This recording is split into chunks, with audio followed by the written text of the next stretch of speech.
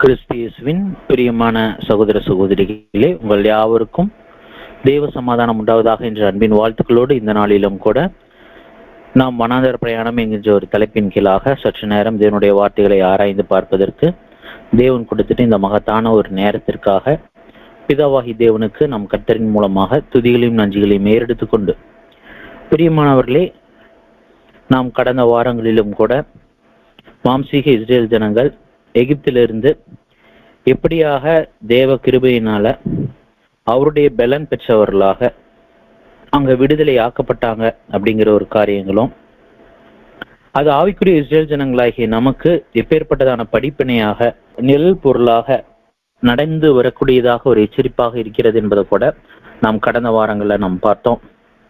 எகிப்திற்கு எப்படி அடிமைத்தனத்துல வந்துட்டாங்க, அதை தொடர்ந்து எகிப்திலிருந்து எப்படிப்பட்டதான ஒரு மீட்பரை தேவன் அவர்கள் மத்தியிலிருந்து எழும்ப பண்ணினாரு. தொடர்ந்து 10 வாதிகளின் மத்தியில தேவனுடைய வல்லமை அதுல செயல்பட்ட விதம் எப்படிப்பட்டதா இருந்துச்சு. அந்த 10 வாதைகளின் மத்தியில தேவனே உண்மையான தேவன் என்று விளங்கத்தக்கதாக எப்படி மாம்சீக இஸ்ரேல் ஜனங்களும் எகிப்தியரினுடைய காரியங்களிலும், அதே நேரத்துல சுற்றி இருக்கக்கூடிய ராஜாக்களினுடைய பார்வையும் தேவனே உண்மையான தெய்வம் என்கின்ற ஒரு ஆழமான ஒரு காரியத்திற்குள்ளாக கொண்டு வருவதற்கு அது இருந்துச்சு. அது விசேஷித்த விதமாக இஸ்ரேல் ஜனங்களுடைய விசுவாச பலத்திற்காக ஒரு மாபெரும் அடையாளங்களாக அந்த வாதைகள் இருந்தது. அதனுடைய விதம் எப்படிப்பட்டதாக இருந்தது என்பதை நாம் பார்த்துட்டோம். கடந்த வாரத்திலும் கூட ஆட்டின் மூலமாக எப்படி அவர்கள் காக்கப்பட்டாங்க, அதை தொடர்ந்து வனாந்தரத்தில் கடந்து போவதற்கு எப்பேற்பட்டதான மாபெரும் அங்கு ஒரு அனுமதி கொடுக்கப்பட்டு எகிப்தையே கொள்ளையாடிட்டு அவர்கள் கிளம்பினார்கள் என்பதை நாம் தேவனுடைய கிருபையில கடந்த வாரங்களில் நாம் தியானிச்சிட்டோம். சகோதர சகோதரிகளே, நாம் பார்க்கிற ஒவ்வொரு காரியங்களும் நிச்சயமாக ஆவிக்குரிய இஸ்ரேல் ஜனங்களுக்கு மாபெரும் ஒரு போதனைகளாக, எடுத்துக்காட்டுகளாக அமைந்து வருகிறது. நாம் வசனம் இந்த ஒரு தொடர் வேத பாட வகுப்பிற்கே ஒரு மாபெரும் ஒரு ஆதார வசனம் அப்படின்னு நாம் பார்க்கும் பொழுது 1 கொரிந்தியருடைய புஸ்தகம் 10ஆம் அதிகாரம் 11வது வசனம் வாசிக்கலாம். 1 கொரிந்தியர் 10:11. இவைகளெல்லாம் திருஷ்டாந்தங்களாக அவர்களுக்கு சம்பவித்தது, உலகத்தின் முடிவு காலத்தில் உள்ள நமக்கு எச்சரிப்புண்டாகும்படி எழுதப்பட்டும் இருக்கிறது. ஆம், பிரியமான சகோதர சகோதரிகளே, மாம்சீக இஸ்ரேல் ஜனங்கள் செய்திட்ட ஒவ்வொரு காரியங்களும் ஆவிக்குரிய இஸ்ரேல் ஜனங்களுக்கு மாபெரும் ஒரு படிப்பினைகளாக, எச்சரிப்பு உண்டாக்கத்தக்கதாக நமக்கு கொடுக்கப்பட்டிருக்கிறது என்பதை நாம் நினைவில் கொண்டு, அவர்களுடைய வாழ்க்கையில் நடைபெற்ற ஒவ்வொரு சம்பவங்கள் ஆவிக்குரிய இஸ்ரேல் ஜனங்களாகிய நமக்கு எப்பேற்பட்டதான ஒரு எடுத்துக்காட்டுகளாக, எப்பேற்பட்டதான ஒரு எச்சரிப்பை தரக்கூடிய ஒரு முக்கியத்துவம் வாய்ந்ததாக இருக்கிறது என்பதை நாம் சிந்திக்க வேண்டியவர்களாக இருக்கிறோம். சகோதர சகோதரிகளே, இப்ப அவர்கள் ஆட்டினுடைய இரத்தத்தின் மூலமாக காக்கப்பட்ட காரியங்கள் நாம் பார்க்கும் பொழுது, மாம்சீக இஸ்ரேல் ஜனங்கள் ஆட்டின் மூலமாக முதற் பலனானவர்கள் காக்கப்பட்டாங்க. அதை தொடர்ந்து அவர்கள் அந்த வனாந்தரத்தில் கடந்து செல்லும் பொழுது தொடர்ந்து அந்த ஆட்டின் மூலமாக காக்கப்பட்ட அந்த ஒரு காரியத்தை ஒரு நினைவின் குறியாக, ஒரு மாபெரும் ஒரு ஞாபகார்த்தமாக அவர்கள் வருடந்தோறும் அதை அனுசரிக்க வேண்டியவர்களாக இருக்கிறோம் என்று பார்க்கும். ஆவிக்குரிய இஸ்ரேல் ஜனங்களும் கூட கர்த்தராய் இயேசு கிறிஸ்துவினுடைய ஈடுபலியினுடைய மகத்துவத்திற்குள்ளாக, ஈடுபலியின் இரத்தத்தின் புண்ணியத்திற்குள்ளாக பங்கடையக்கூடியவர்களாக இருக்கும் பட்சத்துல அது ராபோஜனத்தில் மாத்திரமல்ல, அனுதின ஒவ்வொரு நாட்களிலும் வனாந்தர பிரயாணமாகிய இந்த மாம்சீக ஜீவன்ல நாம் கடந்து செல்லக்கூடிய ஒவ்வொரு காலப்பகுதி வரைக்கும் நாம் அதே சிந்தனையோடு ஜீவிக்க வேண்டியவர்களாக இருக்கிறோம் என்கின்ற ஒவ்வொரு காரியத்தின் மத்தியிலையும் மாம்சீக இஸ்ரேல் ஜனங்கள் ஆவிக்குரிய இஸ்ரேல் ஜனங்களுக்கு அநேக எச்சரிப்புகளையும் நிழல் பொருட்களையும் நமக்கு கொடுக்கக்கூடியவர்களாக இருக்கிறார்கள். சகோதர சகோதரிகளே, கடந்த வகுப்பிலும் கூட யாத்திராகமம் 12ஆம் அதிகாரம் 36ஆம் வசனத்தோட நம்ம பாடத்தை நிறைவு செஞ்சிருந்தோம். அதை தொடர்ந்து நம்ம பார்க்கலாம். யாத்திராகமத்தினுடைய புஸ்தகம் 12ஆம் அதிகாரம் 37ஆம் வசனம். இஸ்ரேல் புத்திரர் ராம்சேஸை விட்டு கால்நடையாய் பிரயாணம் பண்ணி சுக்கோத்துக்கு போனார்கள். அவர்கள் பிள்ளைகள் தவிர 6,00,000 புருஷர்களா இருந்தார்கள். அப்ப இங்க ஒரு பிரயாணம் ஸ்டார்ட் ஆகுது. என்ன அப்படின்னு நம்ம பார்க்கும் பொழுது, எல்லாரும் ராம்சேஸ்ல அவங்க கூடி வராங்க. அந்த ராம்சேஸ்ல கூடி வரும் தருவாயில எத்தனை பேரா அவங்க இருக்கிறாங்க அப்படின்னு நம்ம பார்க்கும் பொழுது, அவர்கள் பிள்ளைகளை தவிர 6,00,000 புருஷர்கள். அப்ப ஸ்திரீகளுடைய எண்ணிக்கை இங்க தெரியல. ஆனா புருஷர்களுடைய எண்ணிக்கை மட்டும், குழந்தைகளுடைய எண்ணிக்கை சேர்த்தாம புருஷர்களோட எண்ணிக்கை மட்டும் எவ்வளவாக இருக்கிறது அப்படின்னு நம்ம பார்க்கும் பொழுது 6,00,000 புருஷர்களுடைய ஒரு எண்ணிக்கையாக இருக்குது. புருஷர்கள் மட்டுமே 6,00,000 அப்படிங்கிற பட்சத்துல ஸ்திரீகள் மற்றும் பிள்ளைகளுடைய எண்ணிக்கை மற்றும் கால்நடைகளினுடைய எண்ணிக்கை அப்படின்னு பார்க்கும் பொழுது ஒரு மாபெரும் ஒரு பெரிதான ஒரு திரள் கூட்டம். இந்த பிரயாணங்கள் அப்படின்னு நம்ம பார்க்கும் பொழுது ஆபிரகாம் பிரயாணம் துவங்கினார். ஆனா அந்த பிரயாணம் எப்படிப்பட்டதா இருந்துச்சுன்னா ஒரு சிறு கூட்டமாக இருந்துச்சு. ஆனா இந்த ஒரு விடுதலையான இந்த ஒரு பயணமானது குறைந்தபட்சம் 6,00,000 புருஷர்களை மாத்திரம் வைத்தவர்களாக ஒரு மாபெரும் ஒரு பிரயாணமாக அங்க இருந்தது என்பதை நாம் பார்க்கிறோம் சகோதர சகோதரிகளே.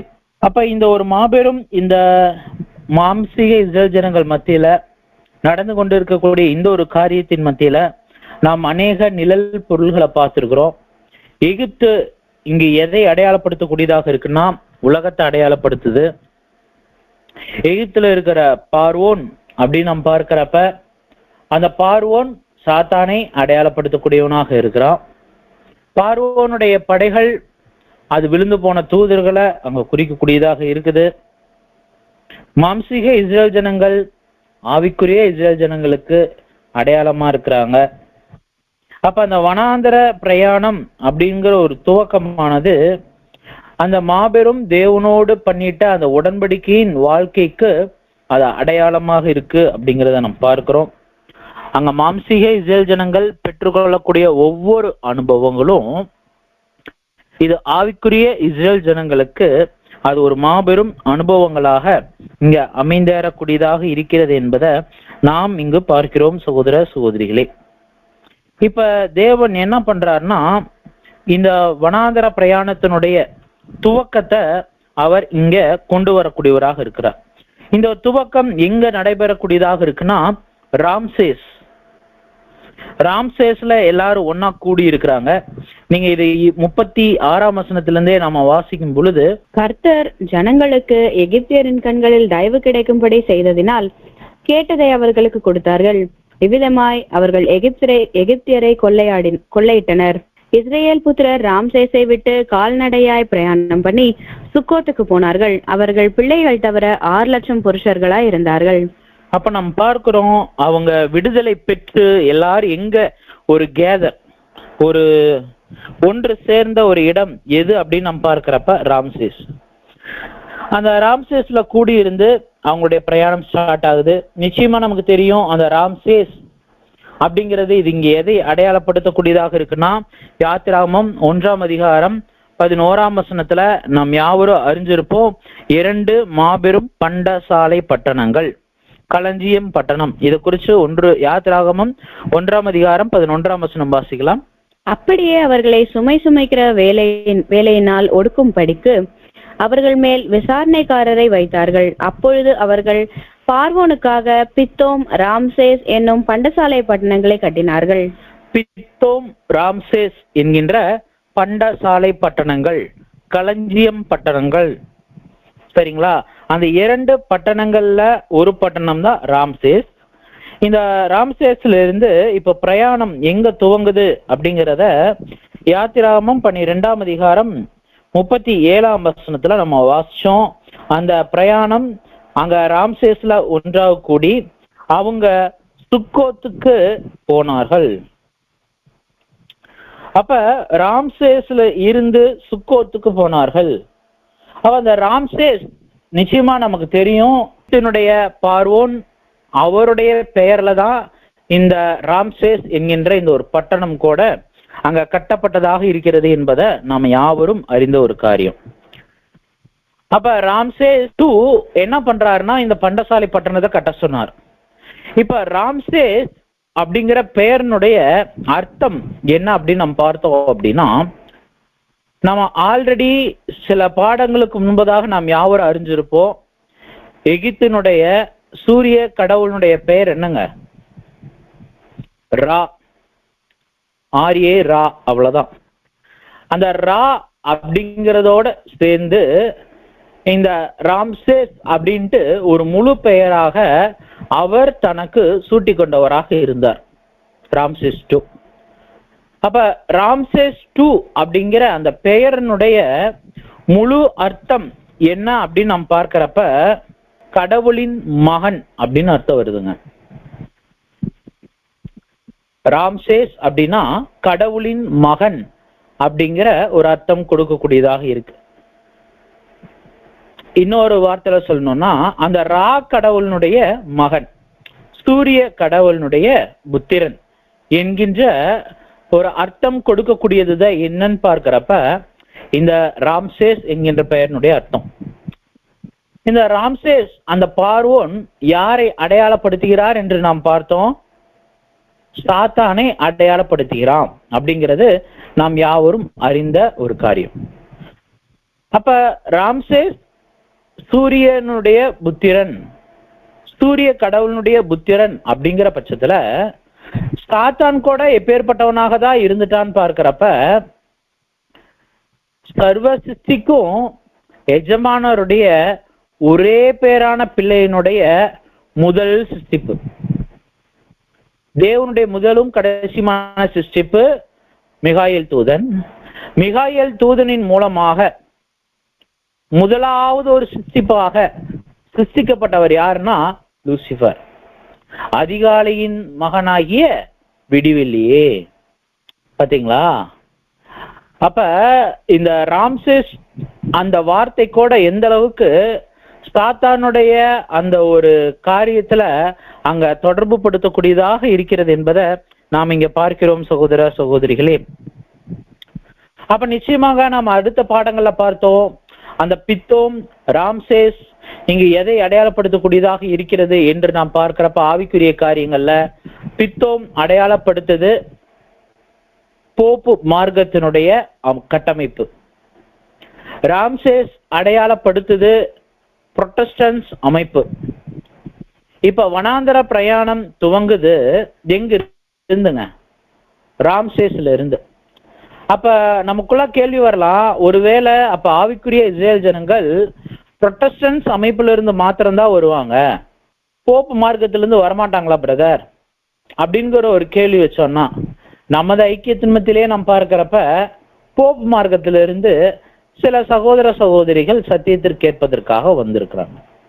அப்ப இந்த ஒரு காரியத்தின் மத்தியில இதற்கு சகோதரர் அழகான ஒரு விளக்கம் கொடுக்கிறார். என்னன்னா, இந்த ராம்சேஸ் அப்படிங்கிற இந்த பதம் அல்லது இந்த ஒரு நிழல் எப்படி நமது வாழ்க்கையில நடைமுறைப்படுத்தக்கூடியதாக இருக்குதுன்னா, ஆவிக்குரிய இஸ்ரேல் ஜனங்கள் புரொட்டஸ்டன்ஸ்ல இருந்து வரக்கூடியவர்களாக இருந்தாலும் போப்பு மார்க்கத்திலிருந்து வரும் பட்சத்துல அந்த போப்பு மார்க்கத்துல அவங்க என்ன பண்றாங்கன்னா புரொட்டஸ்ட் பண்றாங்களாம்.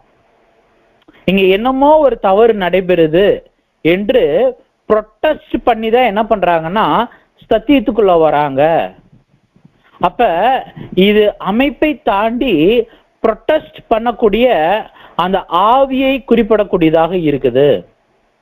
ஒருவேளை புரொட்டஸ்டன்ஸ்ல இருந்து வந்துட்டாலும் சரி அல்லது போப் மார்க்கத்திலிருந்து வந்துட்டாலும் சரி, அந்த தேவ பிள்ளைகளுக்குள்ளாக ஆவிக்குரிய இஸ்ரேல் ஜனங்கள் எதிலிருந்து வெளியே வராங்கன்னா, அவர்கள் மத்தியில ஏதோ ஒரு காரியம் மாறுபட்டு நடைபெறுது, தேவ சமாதானம் அங்க இல்ல, சத்தியம் அங்க இல்ல என்று அதன் மத்தியில இருந்து அதை மறுத்து அவர்களுடைய விசுவாசம் அவங்க நம்பிக்கையிலிருந்து வெறுத்து சத்தியத்திற்கு நேராக திரும்பக்கூடிய ஒரு காரியம் அங்க தேவ பிள்ளைகள் மத்தியில் நடக்குது.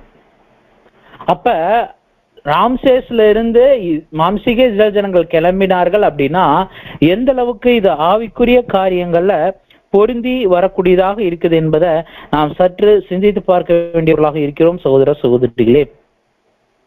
இப்ப இந்த ராம்சேஸ்ல இருந்து புருஷர்கள் மட்டும் 6 லட்சம், அதை தாண்டி பெண்கள், குழந்தைகள், மிருக ஜீவன்கள், இவங்களுடைய பிரயாணம் இங்கு துவங்குது.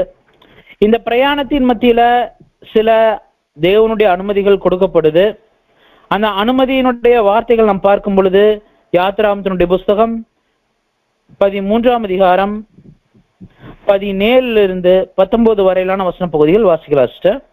பார்வோன் ஜனங்களை போகவிட்ட பின் ஜனங்கள் யுத்தத்தை கண்டால் மனமடிந்து எகிப்துக்கு திரும்புவார்கள் என்று சொல்லி பெலிஸ்தரின் தேச வழியாய் போவது சமீபமானாலும் தேவன் அவர்களை அந்த வழியாய் நடத்தாமல்.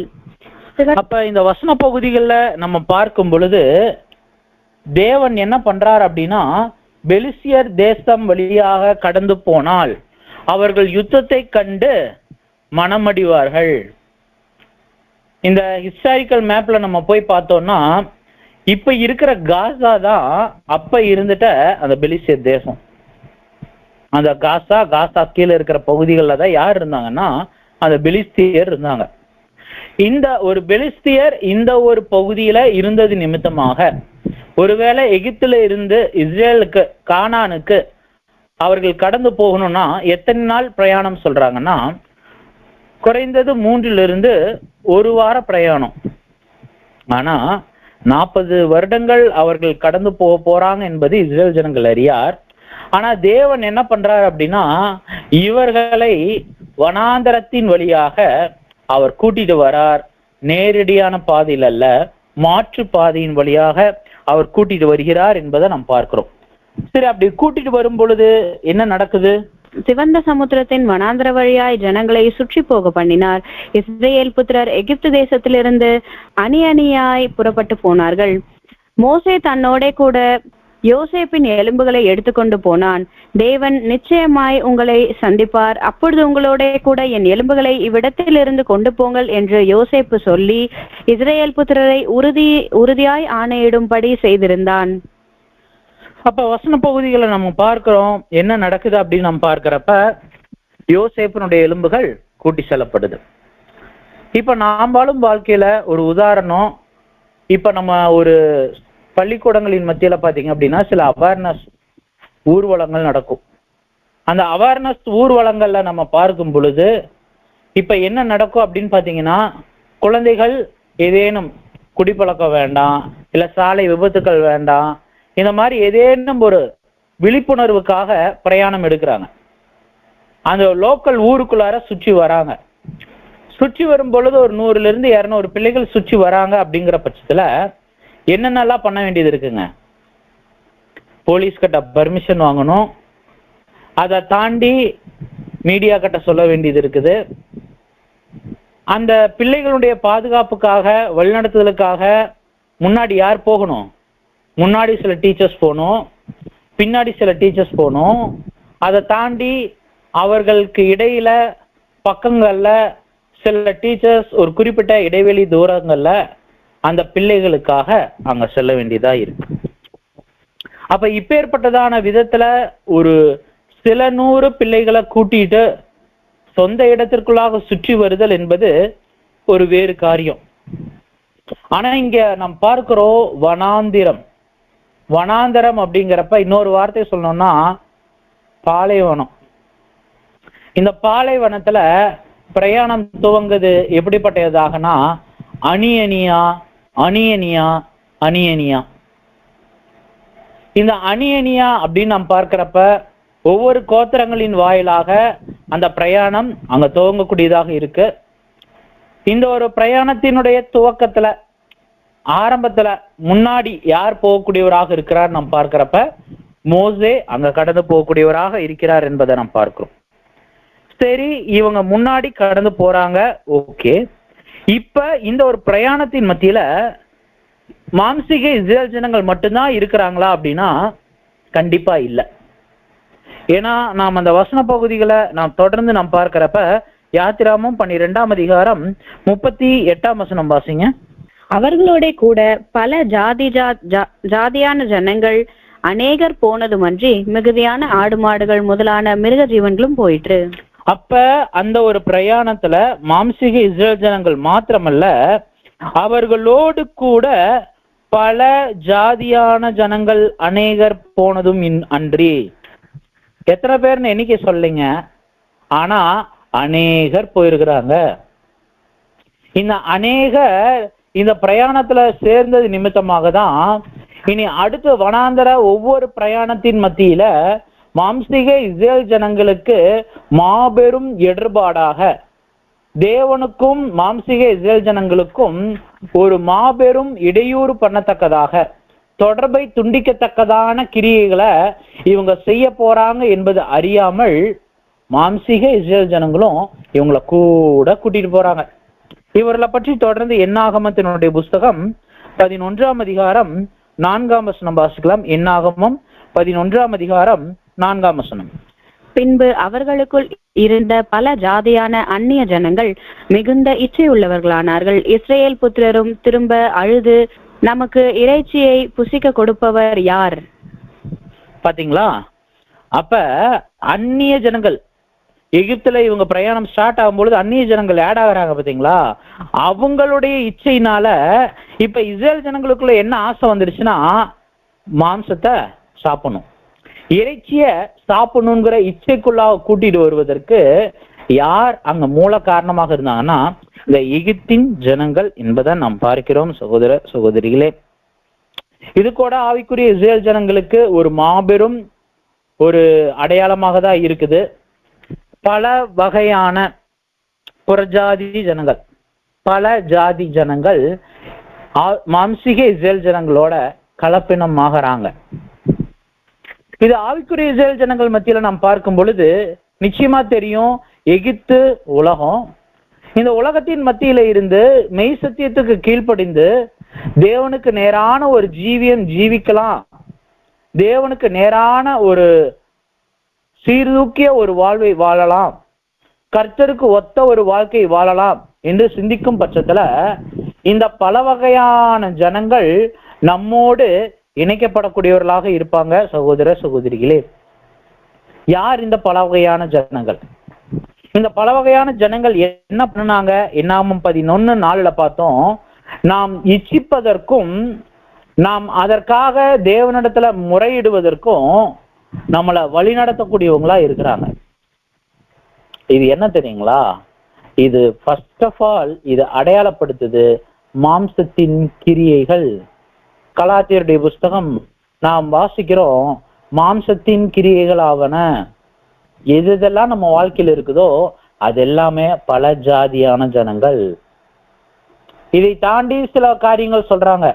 ஒருவேளை அங்க டிராவல் ஆரம்பிக்கும் போது யார் கூட இருக்கலாம்னா, பக்கத்து வீட்டுக்காரங்க இருக்கலாம், பக்கத்து வீட்டுல எகிப்தினுடைய சொந்த பந்தங்கள் இருக்கலாம், நண்பர்கள் இருக்கலாம். இது எல்லாத்தையும் ஒருவேளை நாம் இந்த ஆவிக்குரிய பிரயாணத்துல கூட கூட்டிட்டு வரும் பட்சத்துல எனது சொந்தம், எனது உறவினர்கள், எனது நண்பர்கள், எனது பிள்ளை, பெற்றோர், இவர்கள் மீதான அந்த அன்புல இந்த பிரயாணத்தை ஒருவேளை நீங்களும் நானும் தொடங்குனா நிச்சயமா அது என்னதான் பண்ணும்னா, தேவனுக்கும் நமக்குமான தொடர்பை அது துண்டிக்கத்தக்கதாக இருக்கும். சகோதர சகோதரிகளே, அப்ப பாருங்க, நாம தேவனுடைய பிள்ளைகளாக கடந்து வரும் பட்சத்துல நாம் எப்பேற்பட்டதான ஒரு சாக்ரிஃபைஸ், எப்பேற்பட்டதான ஒரு தியாக உணர்வோடு இந்த ஒரு ஜீவியத்திற்குள்ளாக நாம் கடந்து வர வேண்டியவர்களாக இருக்கிறோம். அதனால மத்தேயுனுடைய புஸ்தகம் 16ஆம் அதிகாரம் 24ஆம் வசனத்துல நம்ம வாசிக்கும் பொழுது, மத்தேயு 16:24 வாசிங்க. அப்பொழுது இயேசு தம்முடைய சீஷர்களை நோக்கி, ஒருவன் என்னை பின்பற்றி வர விரும்பினால் கர்த்தருடைய மாபெரும் ஆவிக்குரிய வனாந்தர பிரயாணத்துல தேவனோடு நல்மனசாட்சியின் உடன்படிக்கை எடுத்தவர்களாக கிறிஸ்துவனுடைய சாயலை தரிக்கணும் என்கின்ற வாஞ்சையோடு கடந்து செல்லக்கூடிய ஒரு மனுஷன் விரும்பினால் அவன் என்ன பண்ணணும்? அவன் தன்னைத்தான் வெறுக்கணுங்க. தன்னைத்தான் அப்படின்னா தனக்குள்ள என்ன இருக்கு? சுயம் இருக்குது, சொந்த பந்தங்கள் இருக்கு, ரத்த சம்பந்த உறவுகள் இருக்கு, நண்பர்கள் இருக்குது, நமக்கு பிரியமான அநேக காரியங்கள் இருக்கு. எல்லாத்தையும் அவர் என்ன பண்ணணும்? இங்க சாக்ரிஃபைஸ், அதை தியாகம் பண்ணணும். அப்பதான் இந்த வனாந்தர பிரயாணத்துல பரம காணானை நோக்கிய இந்த பிரயாணத்துல விரைவாக ஓட்டத்துல அவர்கள் ஓட முடியவர்களாக இருக்கிறாங்க சகோதர சகோதரிகளே. அதனாலதான் நம்ம இதை குறிச்சுதான வசன பகுதிகளை நம்ம வாசிக்கும் பொழுது எபிரேயருடைய புஸ்தகம் 12ஆம் அதிகாரம் 1ஆம் வசனத்துல நமது ஆவிக்குரிய ஓட்டத்தை குறிச்சு நம்ம வாசிக்கலாம். எபிரேயர் 12:1. ஆகையால் மேகம் போன்ற இத்தனை திரளான சாட்சிகள் நம்மை சூழ்ந்து கொண்டிருக்க, பாரமான யாவற்றையும் நம்மை சுற்றி நெருங்கி நிற்கிற பாவத்தையும் தள்ளிவிட்டு விசுவாசத்தை துவக்குகிறவரும் முடிக்கிறவருமாயிருக்கிற இயேசுவை நோக்கி நமக்கு நியமித்திருக்கிற ஓட்டத்தில் பொறுமையோட ஓடக்கடவும். அப்ப நமக்கு நியமிக்க இருக்கிற ஓட்டத்துல மற்ற எல்லாத்தையும் ஒதுக்கி தள்ளி வச்சுட்டு கிறிஸ்துவை நோக்கியவர்களாக ஓடணும். இது எப்படி ஓடணும்னு சொல்றாங்க? ரொம்ப ஸ்பீடா ஓடுங்க சொல்லல, ரொம்ப ஸ்லோவா ஓடுங்க சொல்லல. எப்படி சொல்றாங்கன்னா பொறுமையா ஓட சொல்றாங்க. நம்ம விரைவா ஓடணும் இல்லைங்களே, ஆனா அந்த விரைவான இந்த ஒரு ஆவிக்குரிய கிரீடத்தை தக்க வைத்துக் கொள்ளக்கூடிய இந்த ஓட்டத்துல கூடவே எப்படி இருக்கணும்னா பொறுமை, நிதானம். பொறுமை இன்னொரு வாதம், நிதானமா ஓட வேண்டியவங்களா இருக்கிறோம். ஏன்னா இந்த ஆவிக்குரிய ஓட்டத்தை ஓடிட்டு இருக்கிறப்பதான் திடீர்னு யாரோ ஒருத்தங்க கை நீட்டுற மாதிரி இருக்கும். யாருன்னு பார்த்தா நம்ம சொந்த பந்தங்கள் இருக்கும். அதை தாண்டி நம்ம சில சாக்ரிஃபைஸ் பண்ணிட்டு கடந்து போவோம். திடீர் நண்பர் என்ன பண்ணுவார் அப்படின்னா, இந்த இதுக்கு வாங்க அதுக்கு வாங்க இழுக்கக்கூடியவங்களா இருப்பாங்க. அதை நம்ம தாண்டி ஓட வேண்டியவர்களாக இருக்கிறோம். சில நேரம் மாம்சத்தின் இச்சை, மாம்சத்தின் பலவீனம், இன்னைக்கு என்னங்க நாளைக்கு போய்க்கலாங்க எக்லீஷா, அது நம்மளை எதிர்பாடு பண்ணும். நாம் ஒவ்வொன்றிலும் கடந்து வர வேண்டியவர்களாக இருக்கிறோம் சகோதர சகோதரிகளே. நம்ம சொந்த பந்தங்களுடைய காது குத்து, சொந்தமங்களுடைய கல்யாணம் நம்மளை எங்க தடை பண்ணும்னா தேவனுடைய எக்லீஷியாக்குள்ளாக, தேவனுடைய பிள்ளைகளுடைய கூடுகையில தடை செய்யக்கூடியதாக இருக்கும் சகோதர சகோதரிகளே. நாம் சற்று சிந்தித்து பார்க்கலாம். தேவனுடைய பிள்ளைகள் எதற்கு முக்கியத்துவம் கொடுக்கக்கூடியவங்களாக இருக்கிறோம்? இப்போ எக்ஸாம்பிள், ஒரு சகோதரிடத்துல பேசிட்டு இருக்கிறப்ப அவர் ஒரு காரியம் நம்மளிடத்துல பேசினார். என்னன்னா, தேவனுடைய பிள்ளைகள் சில பகுதிகளில் வேலை செய்யக்கூடியவர்களாக இருப்பாங்க. அந்த எஜமானர்கள் இடத்துல போய் கேட்கணும், தேவனுடைய பிள்ளைகள் எப்படிப்பட்டவங்களாக இருக்கிறாங்க. அதுல ஒரு சாட்சியம் சொல்றாங்க. என்னன்னா, இந்த ஒரு தேவ பிள்ளைய ஞாயிற்றுக்கிழமையில 1 கோடி ரூபாய் நீங்க கையில வச்சுட்டு வேலைக்கு வானா வரமாட்டார். ஏன்னா தேவனுடைய சத்தியம் தான் எனக்கு முக்கியம், தேவனுடைய ஊழியம் தான் எனக்கு முக்கியம், தேவனுடைய பிள்ளைகள் மத்தியில ஜபத்துல சத்தியம் கேட்கறதுல கூடுகையில கலந்து கொள்வதற்கு தான் எனக்கு முக்கியம் என்கின்ற சாட்சியம் வாங்கியவர்களாக இருப்பாங்க. அப்ப நம்ம யோசிச்சு பார்க்கலாம், இந்த ஞாயிற்றுக்கிழமை கூடுகையில இடைநாட்கள் கூடுகளின் மத்தியில நாம் தேவனுக்கும் தேவனுடைய பிள்ளைகளுடைய ஐக்கியத்திற்கும் நாம் எந்த அளவுக்கு முக்கியத்துவம் கொடுக்கிறோம், அல்லது நாம் எதன் மீது நாட்டம் கொண்டவர்களாக அல்லது எதன் மீது மதிப்பு கொடுக்கக்கூடியவர்களாக இருக்கிறோம் என்பது இதன் வாயிலாக தெரியக்கூடியதாக இருக்கிறது சகோதர சகோதரிகளே. இப்படியாக வரக்கூடிய ஆபத்தை அறியாத இஸ்ரேல் ஜனங்கள் புறஜாதி ஜனங்களையும் கூட என்ன பண்ணிட்டு இருக்காங்க, அங்க கூட்டி செல்லக்கூடியவர்களாக இருக்காங்க சகோதர சகோதரிகளே. இவருடைய பிரயாணம் எதை நோக்கியதாக இருக்கு அப்படின்னு பார்க்கிறப்ப கானான் தேசத்தை நோக்கி. இந்த கானான் தேசத்துல ஆல்ரெடி யார் யார் இருக்காங்க அப்படிங்கிறத நீங்க யாத்திராமத்தினுடைய புஸ்தகம் 13ஆம் அதிகாரம் 5ஆம் வசனம் வாசிக்கலாம். யாத்திராகமம் 13:5. ஆகையால் கர்த்தர் உனக்கு கொடுப்பேன் என்று உன் பிதாக்களுக்கு ஆணையிட்டதும் பாலும் தேனும் ஓடுகிறதுமான தேசமாகிய கானானியர், ஏத்தியர், எமோரியர், ஏவியர், எபூசியர் என்பவர்களுடைய தேசத்துக்கு உன்னை வரப்பண்ணும் காலத்தில் நீ இந்த மாதத்தில் இந்த ஆராதனையை செய்வாய். இப்ப என்னவாக இருக்கு அப்படின்னு பாக்குறப்ப கானானியர், ஏத்தியர், எமோரியர், ஏவியர், எபூசியருடைய ஜனங்களை இப்ப அவங்க போய் அவர்களை நீக்கி போட்டு தேவன் என்ன பண்ண போறாருன்னா, அவர்கள் இருக்கக்கூடிய அந்த தேசத்துல அங்க என்ன பண்ண போறன்னா, நீ அங்க போய் எனக்கான ஆராதனைய நீ செய்வ அப்படிங்கிற ஒரு மாபெரும் ஒரு தீர்க்க தரிசனத்தை அங்க தேவன் கொடுக்கக்கூடியவராக இருக்கிறார் சகோதர சகோதரிகளே. அது மாத்திரமல்ல, நமக்கு தெரியும் அந்த தேசம் எப்படிப்பட்ட ஒரு தேசமாக இருக்குன்னா, பாலும் தேனும் ஓடக்கூடிய ஒரு தேசம். அப்ப நம்ம நினைவுகள்ல யோசிச்சிட வேண்டாம், அப்ப அங்க ஆத்துல தண்ணிக்கு பதிலா பால் ஓடும், தேன் ஓடும் அப்படிப்பட்டதாக இல்லை. அங்க பாலும் தேனும் அப்படிங்கிற காரியம் என்ன சொல்றாங்க அப்படின்னா, அங்க இருக்கக்கூடிய மாடுகள், நம்ம மற்ற பகுதிகளில் இருக்கக்கூடிய மாடுகளினுடைய பால் வரத்தை விட அந்த மாடுகளினுடைய பால்ல அதிகப்படியான அளவும் அதிகப்படியான சத்துக்கள் நிறைந்ததா இருக்குதாம். அது மாத்திரமல்ல, தேன் அப்படிங்கிற ஒரு காரியம் குறிப்பிடும் பொழுது அங்க கானான் தேசம், அதாவது இஸ்ரேல் தேசம் எப்படிப்பட்டதாக இருக்குதுன்னா, அங்க விளையக்கூடிய ஒவ்வொரு பழங்களும் மிகவும் ஆரோக்கியமானதாகவும் அதனுடைய எண்ணிக்கை பிரம்மாண்டமானதாகவும் இருக்குதாம். அதனாலதான் அந்த கானான் தேசத்தை பார்த்துட்டு வந்து சொல்றாங்க, அங்க இருக்கக்கூடிய திராட்சை குலைய தூக்கிட்டு வர்றது எப்படி தூக்கிட்டு வர வேண்டியதா இருக்கு. ஒரு பெரிய கம்புல அந்த திராட்சை குலைய 2 பேர் என்ன பண்ணிட்டு இருக்காங்க, சுமந்து வரத்தக்கதாக பல கிலோக்கள் நிறைந்த ஒரு திராட்சை குலையாக அது இருந்தது என்பதை கூட நாம் இங்கு பார்க்கக்கூடியவர்களாக இருக்கிறோம் சகோதர சகோதரிகளே. அப்ப இந்த ஒரு பிரயாணத்தின் மத்தியில ஒரு மாபெரும் ஒரு கட்டளை கூட அங்க தேவன் கொடுக்கிறாரு. என்ன ஒரு கட்டளையோட இந்த பிரயாணம் துவங்குது அப்படின்னு நாம் பார்க்கிறப்ப, யாத்ராமத்தினுடைய புஸ்தகம் 13ஆம் அதிகாரம் 8 மற்றும் 9 வசனங்கள் வாசிக்கலாம். அந்நாளில் நீ உன் புத்திரனை நோக்கி, நான் எகிப்திலிருந்து புறப்படுகையில் கர்த்தர் எனக்கு செய்ததற்காக நடப்பிக்கப்படுகிறது என்று சொல். கர்த்தரின் நியாயப்பிரமாணம் உன் வாயில் இருக்கும்படிக்கு இது உன் கையிலே ஒரு அடையாளமாகவும் உன் கண்களின் நடுவே நினைப்பூட்டுதலாகவும் இருக்க கடவது. பலத்த கையினால் கர்த்தர் உன்னை எகிப்திலிருந்து புறப்பட பண்ணினார். அப்ப தேவன் சொல்றாரு, நீங்க இந்த இஸ்ரேல் ஜனங்கள் இந்த வனாந்தர பிரயாணத்துல கடந்து போகும் பட்சத்துல, தொடர்ந்து வரக்கூடிய காலப்பகுதியில இது நீங்க கடைபிடிக்கும் பட்சத்துல உங்களுடைய பிள்ளைகள் எதற்காக இது செய்யப்படுகிறது என்று கேட்கும் பொழுது நீங்க என்ன பண்ணுங்க, இதெல்லாம் தேவனுடைய அபரிவிதமான கரத்தின் மூலமாக கிடைத்த அடிமைத்தனத்தினுடைய வெற்றிப்பா. அதன் மூலமாக நமக்கு ஒரு ஆடு அடிக்கப்பட்டுச்சு, அந்த ஆட்டின் மூலமாக தான் நமக்கு மீட்பு கிடைச்சது, அதன் மூலமாக தான் நம்ம இந்த பிரயாணங்களை நம்ம தொடர்ந்து கானானுக்குள்ள போறோம், கானானுக்குள்ள இருக்கிறோம் என்கின்ற ஒரு காரியத்தை அது ஒரு நினைவுக்குறியாக அங்க வைத்திருந்தாங்க சகோதர சகோதரிகளே. சரி, இப்பேற்பட்டதான கட்டளையோடு நீங்க இந்த பஸ்காவை மறந்துடாதீங்கிற ஒரு காரியத்தோடு தொடர்ந்து பெலிஸ்தியர் தேசம் இல்லாம வேறொரு வழியில தேவன் நடத்துறாரு.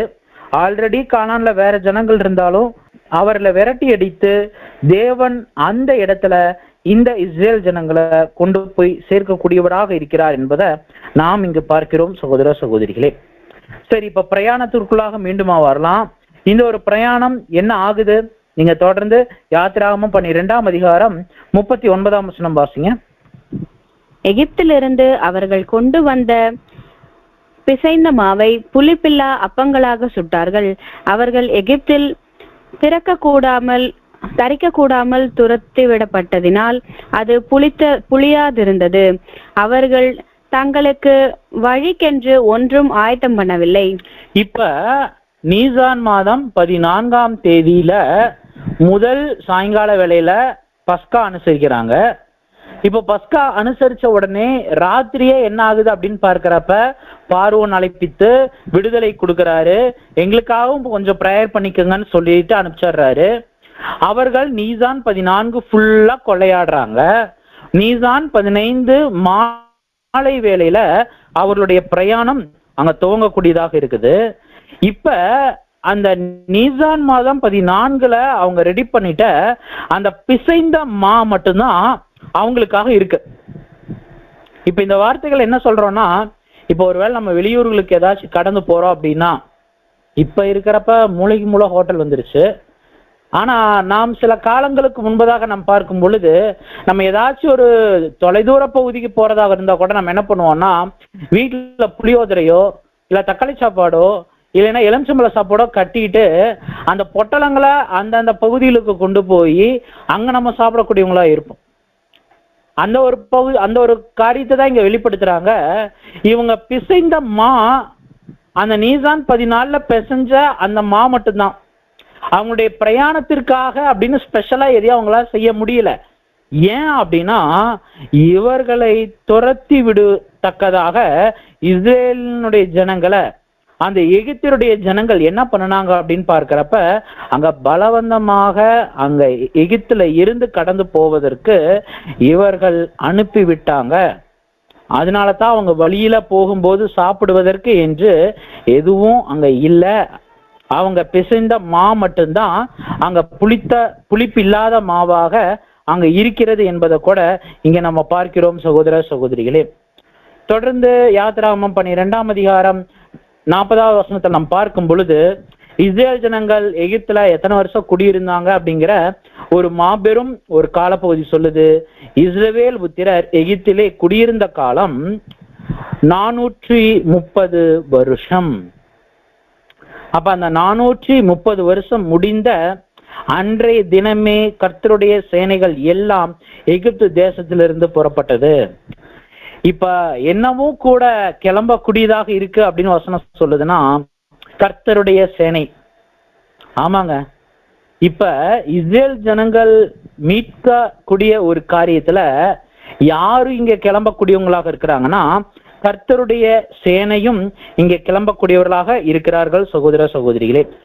இத குறித்ததான ஒரு வசன பகுதிகளை நம்ம வாசிக்கும் பொழுது, மோசேயின் இடத்துல தேவன் என்ன சொல்றாரு அப்படின்னா, நீ ஜாக்கிரதையா இரு அப்படின்ட்டு அவரை எச்சரிக்கிறார்.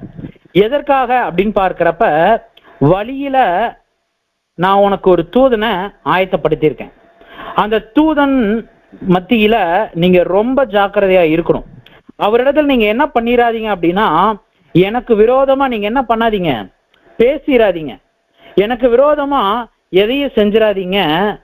அவர் கோபமானவர் அப்படின்ட்டு அந்த தூதனை குறிச்சு அங்க தேவன் என்ன பண்றாருன்னா எச்சரிக்கக்கூடியவராக இருக்கிறாரு. அந்த வசன பகுதிகள் நாம் பார்க்கும் பொழுது, யாத்திராகமத்தினுடைய புஸ்தகம் 23ஆம் அதிகாரம் 20வது வசனம் வாசிக்கலாம். யாத்திராகமம் 23 20 தொடர்ந்து அப்படியே 22 வரைக்கும் வாசிங்க சிஸ்டர். வழியில் உன்னை காக்கிறதற்கும் நான் ஆயத்தம் பண்ணின ஸ்தானத்துக்கு உன்னை கொண்டு போய் சேர்க்கிறதற்கும் இதோ நான் ஒரு தூதனை உனக்கு முன்னே அனுப்புகிறேன். அவர் சமூகத்தில் எச்சரிக்கையா இருந்து அவர் வாக்குக்கு செவிகொடு. அவரை கோபப்படுத்தாதே. உங்கள் துரோகங்களை அவர் பொறுப்பதில்லை. என் நாமம் அவர் உள்ளத்தில் இருக்கிறது. நீ அவர் வாக்கை நன்றாய் கேட்டு நான் சொல்வதையெல்லாம் செய்வாயாகில் நான் உன் சத்துருக்களுக்கு சத்ருவாயும் உன் விரோதிகளுக்கு விரோதியாயும் இருப்பேன். 23 என் தூதனானவர் உனக்கு முன் சென்று எமோரியரும் ஏத்தியரும் பெரிசியரும் கானானியரும் ஏவியரும் எபூசியரும் இருக்கிற இடத்துக்கு உன்னை நடத்தி கொண்டு போவார். அவர்களை நான் அதம் பண்ணுவேன். அப்ப இந்த ஒரு தூதனை பற்றி இங்க யார் சாட்சி கொடுக்கறாங்கன்னா, தேவன் சாட்சி கொடுக்கிறாருன்னா, வழியிலே உன்னை காக்கும் படிக்கு நான் என்ன பண்ண போறேன்னா ஒரு தூதனை, எத்தனை பேர் தான் சொல்ல, ஒரே ஒரு தூதன் தான்பா. அந்த தூதன் யார் நமக்கு நிச்சயமா தெரியும். அந்த தூதனை ஏற்பாடு பண்றாரு. நீ என்ன பண்ணனா அவருடைய சமூகத்துல எச்சரிக்கையாயிரு. அவர் என்ன சொன்னாலும் நீ செவி கொடு. நீ என்ன பண்ணாத, உங்களுடைய முறுமுறுப்பு, உங்களுடைய சொல் பேச்சு கேளாமை, வணங்கா கழுத்துள்ள தன்மையோட அவர் கடத்துல செவி கொடுக்காம இருந்துடாதீங்க. அவரை கோபப்படுத்தாதீங்க. உங்கள் துரோகங்களை என்ன பண்ண மாட்டாரு, அவரு பொறுத்துக்கவே மாட்டாரு. என் நாமம் அவர் உள்ளத்துல இருக்கு.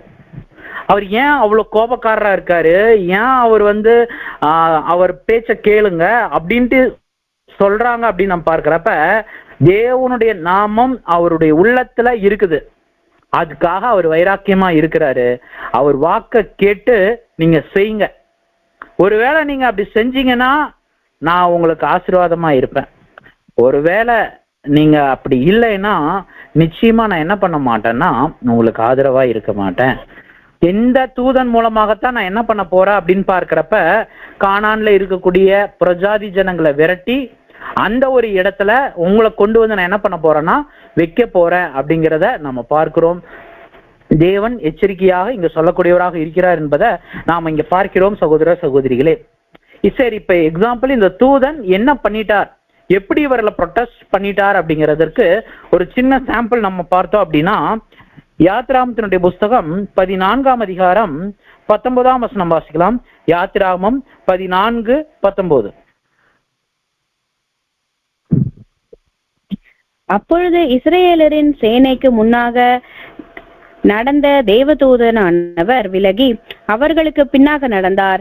அவர்களுக்கு முன் இருந்த மேகஸ்தம்பமும் விலகி அவர்கள் பின்னே நின்றது. இப்ப இது எங்க நடக்கக்கூடியதாக இருக்குன்னா, செங்கடல் முன்னாடி இருக்கு, பின்னாடி பார்வோனுடைய ரதம் துரத்திட்டு வருது. இந்த ரெண்டுக்கும் நடுவுல இஸ்ரேல் ஜனங்கள் கூக்குரல் இடுறாங்க. இப்ப தேவன் சொல்றாரு, மோசே அவன் கையில இருக்கிற கோலை உயர்த்தி பிடின்னு சொல்றாரு. இப்ப உயர்த்தி பிடிக்கும் பட்சத்துல இப்ப அடுத்த என்ன நடக்குதுன்னா, இஸ்ரேல் ஜனங்களை மோசே வழிநடத்திட்டு போலீங்க. மோசேக்கு முன்னாடி இருக்கிற இந்த யாத்ராமத்தினுடைய புஸ்தகத்துல இதற்கு முன்பதாக வசனத்தின் பிரகாரமாக தேவனுடைய தூதன் வழிநடத்திட்டு கூட்டிட்டு போனாரு. எதன் வழியாகனா மேகஸ்தம்பம் வழியா. அது எப்படிங்கிறத நாம் வரும் வாரத்தினுடைய பாடங்கள்ல நம்ம பார்க்கலாம். இப்ப அந்த ஒரு தூதன் இப்ப முன்னாடி இருந்துட்டு இப்ப எங்க வராரு? பின்னாடி இஸ்ரேல் ஜனங்களுக்கும் எகிப்தின் ஜனங்களுக்கும் நடுவுல வராரு. இவர் வந்தோன்னா பின்னாடியே மேகஸ்தம்பமும் வந்துருச்சு. இப்ப இவர்களை பாதுகாக்கத்தக்கதாக அவர் அங்க இருக்கும் பட்சத்துல அந்த மேகஸ்தம்பம் இஸ்ரேல் ஜனங்களுக்கு என்னவா இருந்துச்சுன்னா வெளிச்சமா இருந்துச்சு. ஆனா இந்த பார்வோனுடைய படையினருக்கோ காரிருளா இருந்துச்சு. எப்படி பிரதர்? மேகம் அப்படின்னாலே ஒண்ணு வெளிச்சம்னா வெளிச்சமா இருக்கணும், ஒருவேளை கருமேகமா இருந்தா இருட்ட கொடுக்கணும். இது எப்படி தெரியல. ஏன்னா இந்த யாத்திராம் புஸ்தகத்துல வரக்கூடிய அநேக அடையாளங்கள் எப்படி தேவன் அந்த அற்புதத்தை நடத்தினாரு. ஆனா நிச்சயமா நம்ம பாடங்களை பார்த்திருக்கோம், தேவன் எதையுமே இயற்கைக்கு மாறுபாடா செய்யல, இயற்கையவே அவருடைய திட்டத்துக்கு பயன்படுத்தி இருக்கார் அப்படிங்கிறத நம்ம பார்க்கிறோம். அப்படிப்பட்ட விதத்துல எப்படி இந்த மேகஸ்தம்பம் அங்க செயல்பட்டுச்சு தெரியாது. ஆனா அங்க தேவனுடைய தூதனானவர் இருக்கிறது நிமித்தமாக அப்பேற்பட்டதான ஒரு மாபெரும் ஒரு ஆசீர்வாதம் மாம்சீக இஸ்ரேல் ஜனங்களுக்கு கிடைத்தது. இப்பேற்பட்டதான ஒரு வழிநடத்துதல், இப்பேற்பட்டதான புறஜாதி ஜனங்களுடைய சேர்க்கை, இப்பேற்பட்டதான வெளிசேர யுத்தம் வேணாம் அப்படிங்கிறதுக்காக வேறொரு வழியா யோசேப்பினுடைய எலும்புகளை எடுத்துக்கொண்டு இப்ப பிரயாணம் துவங்குது. எங்க இருந்து? ராம்சேஸ்ல இருந்து. இப்ப ராம்சேஸ்ல இருந்து எங்க வராங்கன்னா, வசனத்துல நம்ம பார்த்துட்டோம், சுக்கோத் வராங்க. சுக்கோத் அப்படின்னா இங்க எதை குறிக்கக்கூடியதாக இருக்குன்னா பூட்ஸ், அதாவது BOOTHS பூட்ஸ். பூட்ஸ் அப்படின்னா என்னன்னா தற்காலிகமான ஒரு இடம். இந்த பூட்ஸ்னா ஈஸியா புரிஞ்சுக்கணும்னா இந்த டெலிஃபோன் பூட்ஸ், ஓட்டிங் பூட்ஸ், அது நம்ம இன்னும் லோக்கலா சொன்னா பூத்துன்னு சொல்லுவோம். அது நம்ம நிறைய இருக்கும் பொழுது பன்மையில இருக்கிற பூத்ஸ் சொல்றோம். அது போல அந்த பூத்ஸ் அப்படிங்கிறப்ப இப்ப எக்ஸாம்பிள் ஒரு ஓட்டிங் பூத் வைக்கிறாங்க. அந்த ஓட்டிங் பூத் பர்மனண்டாவே அந்த இடத்துலயே இருக்குங்களா? இல்ல, அந்த ஸ்கூல்ல ஒரு டெம்பரவரியா கொஞ்ச காலங்களுக்கு அனுமதிக்கப்பட்டிருக்கு. அது போலதான் இங்க கூட என்ன பண்ணப்படுதுன்னா ஒரு டெம்பரவரியான ஒரு சொல்யூஷன், டெம்பரவரியான ஒரு காரியம். என்ன? கடந்த பாடத்தினுடைய காரியத்தை நாம் பார்த்திருப்போம். இனிமேல் எகிப்து உங்களுக்கான இடம் இல்லை, உங்களுக்கான இடம் பரமக்கானான். அப்ப அந்த பரமக்கானானுக்கு போறதுக்கு முன்னாடி இருக்கக்கூடிய ஒவ்வொரு இடமும் உங்களுக்கு என்னதான்? டெம்பரவரி தான் என்கின்ற ஒரு மாபெரும் ஒரு அடையாளம் முதல் பட்டணமாகிய அந்த சுக்கோத்துல அது துவங்கக்கூடியதாக இருக்குங்க. தற்காலிக இடம். பூத்ஸ் அப்படின்னா தற்காலிக இடம். அப்ப இந்த ஒரு காரியத்தின் மத்தியில நாம் என்ன புரிந்து கொள்ள வேண்டியவர்களாக இருக்கிறோம்னா, இப்ப இந்த சுக்கோத் வந்தோடனே இஸ்ரேல் ஜனங்கள் ஓகேப்பா நம்ம வந்துட்டோம் அப்படின்ட்டு நல்லா கல்லு மண்ணு அந்த குழப்பி சாந்து பூசி வீடு கட்டிட்டாங்களா? இல்ல. அப்பதான் ஆரம்பிக்குது கூடாரம் போடுற ஒரு காரியம். கூடாரம் போட்டு தங்குவாங்க. ஒருவேளை பிரயாணம் ஸ்டார்ட் ஆகுதா, உடனே அந்த கூடாரத்தை கழட்டணும். கூடாரத்துல தங்கக்கூடிய ஒரு காரியம் அங்க துவங்கக்கூடியதாக இருக்கிறது சகோதர சகோதரிகளே. அப்ப தற்காலிகமான ஒரு இடம். ஒருவேளை இங்கேயும் அவர்கள் ஒரு நல்ல மாட மாளிகை கட்டிட்டு உட்கார்ந்துட்டு இருந்தாங்கன்னு வச்சுக்கோங்களேன், இவங்களுக்கு பரமக்கானான் இவங்களுக்கு நிச்சயமா கிடைக்கும்னு சொல்ல முடியுமா? இல்ல.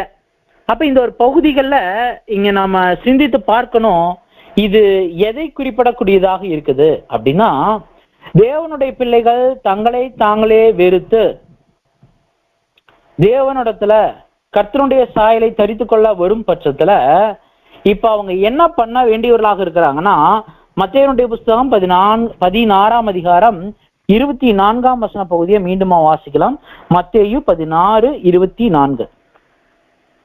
அப்பொழுது இயேசு தம்முடைய சீஷர்களை நோக்கி, ஒருவன் என்னை பின்பற்றி வர விரும்பினால் அவன் தன்னைத்தான் வெறுத்து தன் சிலுவையை எடுத்துக்கொண்டு என்னை பின்பற்ற கடவன். ஒருவன் என்னை பின்பற்றி வர விரும்பினால் அவன் என்ன பண்ணணும்னா, தன்னைத்தானே வெறுத்து.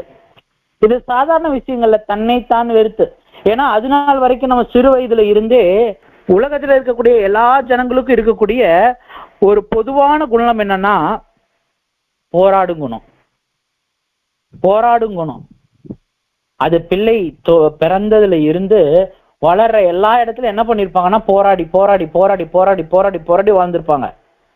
இந்த போராடி போராடி போராடி வாழ்ந்ததுல இப்ப நமக்கு ஏதோ ஒரு சோதனையோ அல்லது ஏதாச்சும் ஒரு உபத்திரவங்களோ இல்ல ஏதேனும் ஒரு காரியம் அனுமதிக்கப்படும் பட்சத்துல நம்ம என்னதான் செய்யக்கூடியவங்களா இருப்போம்னா, உடனடியா அதை நம்ம எப்படி போராடலாம், எப்படி அதுல ஜெயம் கொள்ளலாம், எப்படி அதன் மத்தியில நம்ம சாட்சியா இருக்கலாம், இல்லது அதுல நம்ம எப்படி மேற்கொண்டு செல்வத்திலையா அல்லது செல்வாக்குலையா அல்லது ஏதேனும் விதத்துல எப்படி நம்மளிடத்துல இருக்கக்கூடிய அந்த ஒரு பிரச்சனையை சால்வ் பண்றது, இதுதான் நிக்குங்க.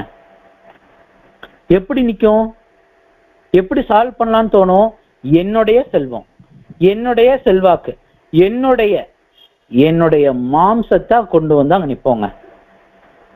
இப்ப தேவன் சொல்றாரு, நீ இந்த வனாந்தர பிரயாணத்துல போகணும்னா நீ டெம்பரவரியா மாறணும். டெம்பரவரினா நீ உனக்கு தெரிஞ்ச இடம் இல்ல, தெரியாத பகுதி. நீ எப்படிப்பட்டவனாக வனாந்தரத்துல போக போறேன்னா, ஒரு நாடோடி போல சுத்த போற.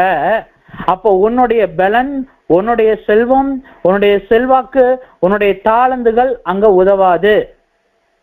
ஒருவேளை உதவுன்னு நீ அதை பிடிச்சேன்னா நான் உன் பக்கத்துல இருக்க மாட்டேன். ஆனா நீ அது எல்லாத்தையும் விட்டுட்டு யோவானுடைய புஸ்தகத்துல 15ஆம் அதிகாரத்துல சொல்றது போல, என்னை எல்லாமல் உங்களால் ஒன்றும் செய்ய இயலாதுங்கிற தக்கதாக தேவனிடத்துல உங்களை சரண்டர் பண்ணினீங்க அப்படின்னா தேவன் உங்களை வழிநடத்துவார். நீங்க உங்களுடைய செல்வம் செல்வாக்குல எல்லா காரியத்தையும் நீங்க ஹேண்டில் பண்றீங்கன்னா தேவனுடைய உதவி வேண்டான்னு நீங்க சொல்றீங்க. இப்ப தேவனுடைய உதவி வேணுமா, உங்க உதவி வேணுமா? உங்க உதவி வேணும்னா தேவனுடைய உதவி வராது. இதுதாங்க சுக்கோத் அடையாளப்படுத்துது. சிம்பிளா சொல்லணும்னா, இஸ்ரேல் ஜனங்கள் இப்போ ஒரு வீடு கட்டுறாங்க.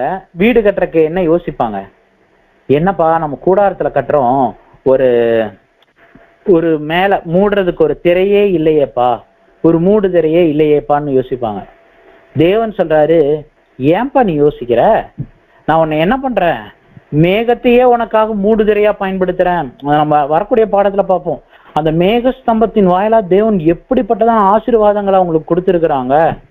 உலகத்திலேயே ஏசி ரூம்ல வாழ்ந்த ஜனங்கள் அப்படின்னா இஸ்ரேல் ஜனங்கள் தான் சொன்னோம். அது ரூமா இல்லாம ஒரு எப்படி சொல்றது, ஒரு ஊருக்கே ஏசி போட்டா எப்படி, அந்த மாதிரிதான் தேவன் அவங்களை எல்லாம் நடத்தியிருக்காரு. அவ்வளவு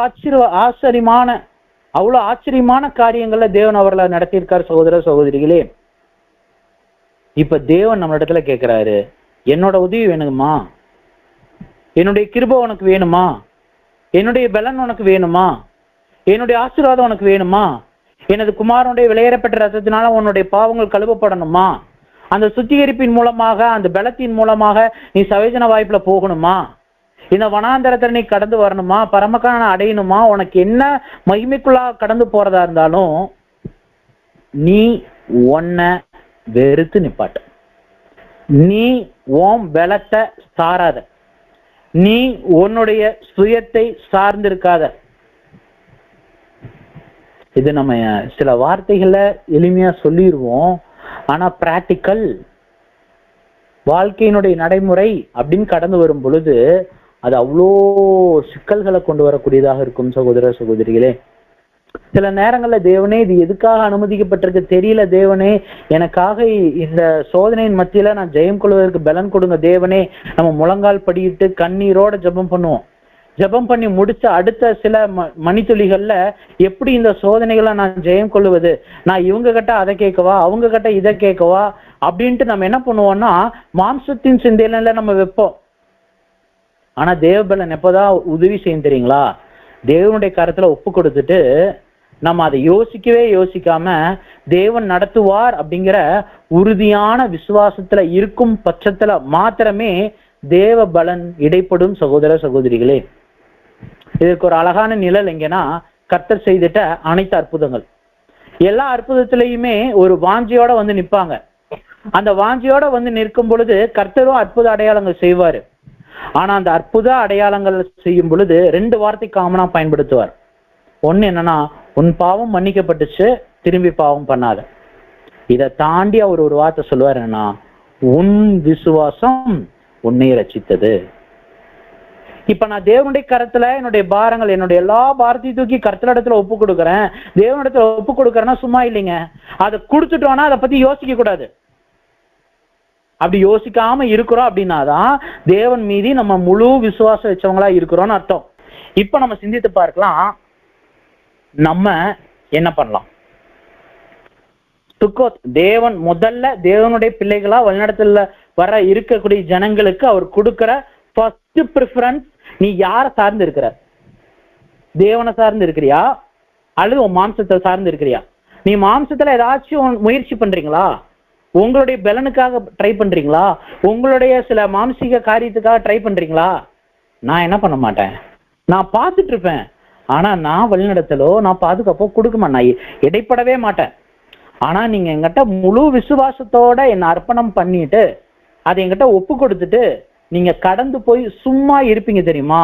அந்த நேரத்துலதான் நான் என்ன பண்ணுவேன் அப்படின்னா உங்களுக்காக வந்து நிற்பேன். ஆம் பிரியமான சகோதர சகோதரிகளே, இந்த மாம்சீக ஜனங்கள் பண்ணிட்ட காரியங்கள் நம்ம அநேக பாடங்கள்ல நம்மளை வழிநடத்தக்கூடியதாக இருக்குது. ஏன் நாம் பார்க்கிறப்ப அவர்ல தேவன் வந்து வேற எந்த தூதர் கையிலுமே அவர் ஒப்பு கொடுக்கல. அந்த மாம்சீக ஜனங்களை எந்த ஒரு தூதருடைய கரங்கள்ல ஒவ்வொரு ஒப்பு கொடுத்துட்டார். யார் அந்த தூதர் அப்படிங்கிறத நம்ம யாவரும் அறிந்த ஒரு வசன பகுதிகள் தான். 1 கொரிந்தியருடைய புஸ்தகம் 10ஆம் அதிகாரம் 4ஆம் வசனம் வாசிக்கலாம். 1 கொரிந்தியர் 10ஆம் அதிகாரம் 4ஆம் வசனம். எல்லாரும் ஒரே ஞானபானத்தை குடித்தார்கள். எப்படி எனில் அவர்களோட கூட சென்ற ஞான கண்மலையின் தண்ணீரை குடித்தார்கள். அந்த கண்மலை கிறிஸ்துவே.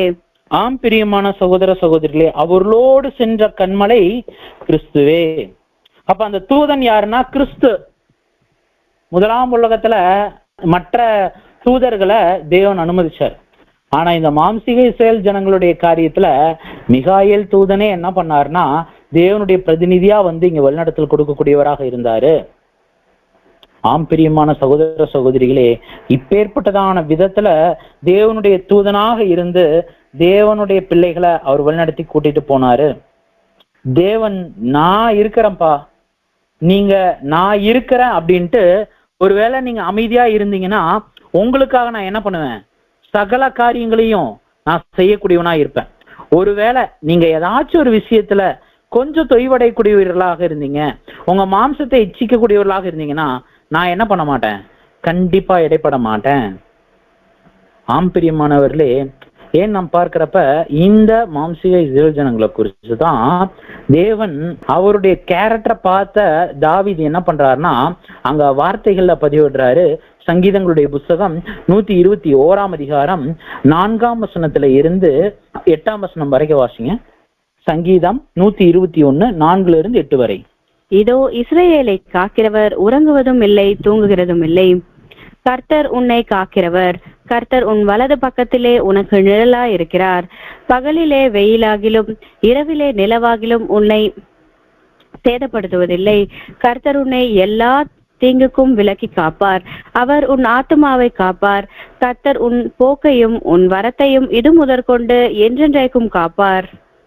பாத்தீங்களா, இது ஆவிக்குரிய இஸ்ரேல் ஜனங்களுக்கு பொருந்தக்கூடியதாக இருக்குதுங்கிறத நம்ம யோசிக்கிறதுக்கு முன்னாடி மாம்சீக இஸ்ரேல் ஜனங்களுக்கு எந்த அளவுக்கு அவர் நடத்திட்டு கூட்டிட்டு போனார். சரி, இப்ப மாம்சீக இஸ்ரேல் ஜனங்களையே இந்த அளவுக்கு பார்த்து நடத்திருக்காருன்னா ஆவிக்குரிய இஸ்ரேல் ஜனங்களாகிய நம்ம இடத்துல யோசிச்சு பார்க்கலாமே. இப்ப ராம்சேஸ் அப்படிங்கிற அந்த புரொட்டஸ்டன்ஸ் அமைப்புகள் இருந்து அல்லது அந்த புரொட்டஸ்டன்ஸ் ஆவியோட நம்ம வெளியே வரோம். மெய் சத்தியம் இதுதான் அப்படின்ட்டு சத்தியத்திற்கு நேராக கடந்து வரோம். அந்த சத்தியத்துக்கு நேராக கடந்து வரும் பட்சத்துல அநேக உபத்திரவங்கள், அநேக தொந்தரவுகள் மத்தியில தான் நம்ம கடந்து வரோம். ஆனா எல்லாவற்றின் மத்தியில சுக்கோத்தை போன்று தேவனை மாத்திரம் சார்ந்தவர்களாக நீங்களும் நானும் ஜீவிக்கக்கூடியவர்களாக இருக்கிறோமா? சிந்திக்க வேண்டியவர்களாக இருக்கிறோம் சகோதர சகோதரிகளே. அப்ப நாம் யாவரும் தேவனை மாத்திரம் நாம் சிந்தித்து தேவனிடத்துல முழுமையாக ஒப்பு கொடுத்து முழுமையாக நாம் அவருக்காக மாத்திரம் ஜீவிக்கும் பட்சத்துல மாத்திரம்தான் அவர் நமக்குள்ளாக இடைப்படக்கூடியவராக இருக்கிறார் என்பதை நாம் பார்க்கிறோம். ஆனா நம்ம இங்க கொஞ்சம் சிந்தித்து பார்க்கணும், இன்னும் செங்கடல் வரல. இவங்க இன்னும் எங்கதான் டிராவல் பண்ணிட்டு இருக்காங்கன்னா எகிப்தினுடைய ஒரு பார்டர்லயே தான் டிராவல் பண்ணிட்டு இருக்கிறாங்க. இனி அடுத்து நீங்க ஒருவேளை வீடுகள்ல நீங்க கண்டிப்பா அடுத்த பாடத்திற்கு பிரயோஜனமா இருக்கும், நீங்க வாட்சி பாருங்க. நீங்க என்னாகமத்தினுடைய புஸ்தகம் 33ஆம் அதிகாரம் 1 நீங்க தொடர்ந்து வாசிச்சு பார்க்கும் பொழுது அவர்கள் எங்கெங்கெல்லாம் அந்த பிரயாணம் இருந்தது அப்படிங்கிற ஒரு சரித்திரமானது அங்க கொடுக்கப்படக்கூடியதாக இருக்குது. அப்ப நம்ம பார்க்கும் பொழுது அந்த என்னாகமத்தினுடைய புஸ்தகத்துல நீங்க கண்டிப்பா என்ன பண்ணுங்க அப்படின்னா என்னாகமம் 33:1-6 வரைக்கும் நம்ம பார்க்கும் பொழுது அவங்க எங்கெங்கெல்லாம் கடந்து வராங்கன்னு இருக்கும். அவங்க இப்ப எங்க இருக்காங்க அப்படின்னா ராம்சேஸ்ல இருந்து சுக்கோத் போயிருக்காங்க. அடுத்து ஏத்தாம் போவாங்க. ஏத்தாம்ல இருந்து மறுபடியும் கொஞ்சம் ரிட்டர்ன் வந்து ஈரோத்துல பாளையம் இருப்பாங்க. அந்த ஈரோத்துல இருக்கும் பட்சத்துலதான் என்ன ஆகுதுன்னு பாக்குறப்ப முன்னாடி செங்கடல், பின்னாடி பார்வோன், அங்க இருந்தது என்ன ஆகுதுன்னா செங்கடல் வரக்கூடியதாக இருக்கு. செங்கடல் நமக்கு அடையாளப்படுத்துது என்னன்னு நம்ம பார்க்கும் பொழுது தேவனிடத்துல உடன்படிக்கை பண்ணக்கூடிய ஒரு காரியம். அப்படின்னா தேவனுடைய பிள்ளைகள் ஒவ்வொருத்தருமே எப்பயே தங்களை முழுவதுமா அர்ப்பணம் பண்ணியிருக்கணும்னா அங்க தேவனிடத்துல தண்ணீர்ல தங்களை அர்ப்பணம் பண்ணுவதற்கு முன்பதாகவே அவர்கள் என்ன பண்ண வேண்டியவர்களாக இருக்காங்கன்னா, தேவன் தான் எனக்கு எல்லாமே, எனது மாம்சமோ இச்சையோ செல்வமோ செல்வாக்கோ சொந்தமோ பந்தமோ எந்த ஒரு பலனும் இதுக்கு உதவாது, தேவனுடைய பலன் மாத்திரமே எல்லாவற்றிலும் எனக்கு துணை என்று அவர்கள் தேவனை மாத்திரம் சார்ந்திருக்க வேண்டியவர்களாக இருக்காங்க. சகோதர சகோதரிகளே, ஒருவேளை நம்ம உடன்படிக்கை எடுத்தும் நம்ம மாம்சத்தினுடைய பலத்துல நம்ம ஓடணும், மாம்சத்தினுடைய ஒரு செல்வத்தின் மூலமாக செல்வாக்கின் மூலமாக ஓடணும், அதுதான் எனக்கு பலன் என்று யோசிச்சா நம்ம தேவனிடத்துல உடன்படிக்கை பண்ணி இருந்தாலும் தேவன் நம் பட்சத்துல நிற்க மாட்டார். சகோதர சகோதரிகளே, அப்ப இப்பேற்பட்டதான இந்த வனாந்தர பிரயாணம் எங்க துவங்குது அப்படின்னு பாக்குறப்ப ராம்சேஸ் துவங்கி இப்ப சுக்கோத் வந்திருக்கு. தேவனுக்கு சித்தம் இருந்தால் நாமும் உயிரோடு இருந்தால் வரக்கூடிய காலப்பகுதியில தொடர்ந்து வரக்கூடிய வனாந்தர பிரயாணத்தினுடைய பகுதிகளை பார்க்கலாம். தேவன் தாமே நம்மை பலப்படுத்தி ஆசீர்வதித்து வழிநடத்துவாராக. பொறுமையோடு கேட்ட உங்கள் யாவரையும் தேவ சமாதானம் இடைப்பட்டு வழிநடத்துவதாக. ஆமீன்.